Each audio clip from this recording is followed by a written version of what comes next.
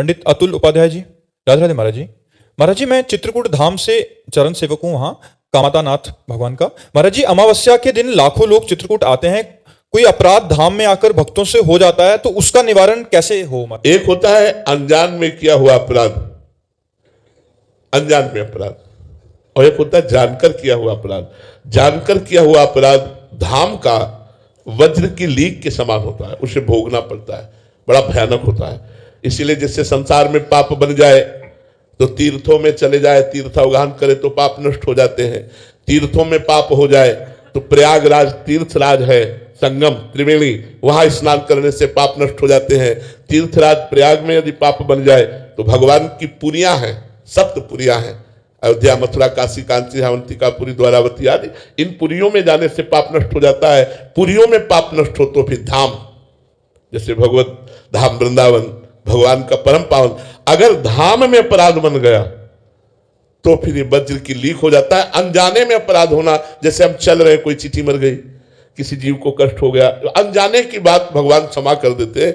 लेकिन अब जैसे आप परिक्रमा मार्ग में चल रहे, आप मसाला खाए, आप थूक रहे, आप बीड़ी पी रहे, आप दोना में कुछ खाया फेंक दिया, अब वो थूक किसी वैष्णव के चरणों में पड़ा जो नाम गुरुमंत्र जपता चला जाए, तुम्हारे सारे पुण्य नष्ट हो जाएंगे।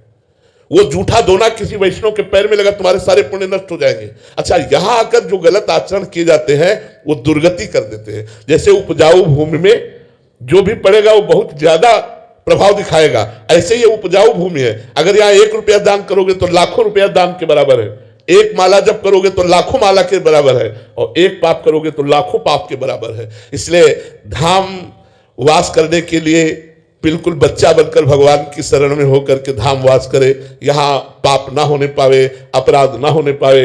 एक बार हमने गुरु जी से पूछा था, अपने गुरु जी से 20 वर्ष पहले, कि महाराज जी, जिस धाम की इतनी महिमा वर्णन की गई, हम उसी धाम में मलमूत्र त्याग करते हैं, क्योंकि हम वासी हैं, हम यही वास करते हैं, और हो सकता है कोई शारीरिक अपराध बन जाए, कोई ऐसी चेष्टा बन जाए, क्योंकि पूरा जीवन वास कर रहे हैं, कोई त्रुटि हो जाए तो उसका निराकरण कैसे होगा, उसका निवारण कैसे होगा? तो गुरुदेव ने कहा, जो अखंड वृंदावन धाम वास करते हैं, और अगर ये जो मलमूत्र आदि की बात है वो ऐसी है जैसे माँ की गोद में मलमूत्र त्याग बच्चा करता है तो कोई अपराध नहीं माना जाता, ऐसे वृंदाटवी माँ है।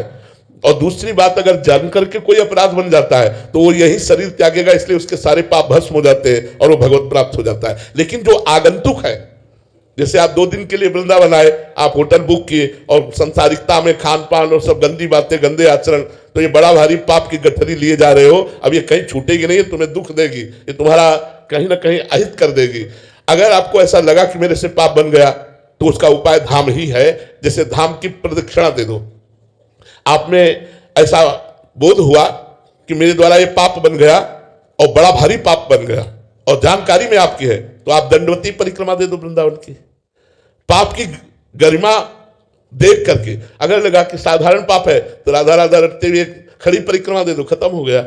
लेकिन कोशिश करो धाम में आकर पवित्रता और संयम, इन दोनों का निर्वाह होता रहे, कहीं हमारा संयम न बिगड़ जाए, कहीं हमारी पवित्रता न बिगड़ जाए। यदि आपको ऐसा लगता है कि मैं यहाँ गलत कर रहा हूं तो भले जाकर के दूसरे क्षेत्र में रहो, यहाँ कभी कभी आ जाओ, लेकिन यहाँ पापाचरण मत करो। ये भगवत धाम है। अगर आपने आजीवन अखंड वृंदावन वास ले लिया तो फिर आप चिंता न करो, धाम संभाल लेगा, वो अपने आप सुधार लेगा। वृंदावन प्रभाव सुनो, अपनो ही गुण देत, जैसे बालक मलिन को मात गोद भर लेत। जैसे माँ अपने मलिन बच्चे को गोद में ले लेती है, ऐसे वृंदावन धाम उस जीव को परम पावन कर देता है जो वृंदावन धाम का अखंड वास स्वीकार कर लेता है।